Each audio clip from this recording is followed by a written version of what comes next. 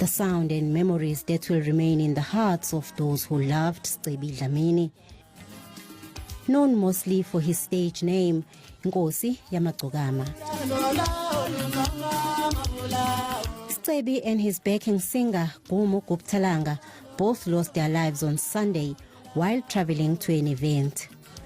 The musician has over the years been nominated for several awards, winning the Best Maskandi Artist. How he dominated the stage also won him several hearts. The born recording artist has been described by many as humble and talented. Those closest to him say he loved and respected people and would always choose his fans.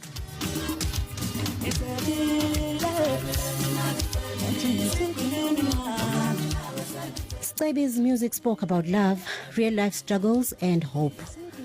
He was admired mostly for his modern Maskandi style and was viewed as a cultural voice in the future of the genre. It's been a great pleasure to be in the making of the history of the genre, as we now see how big it is now. So it's just a very great experience for me. Without a doubt, the pleasure has been ours. Several memorial services have been held across the country to honor his memory.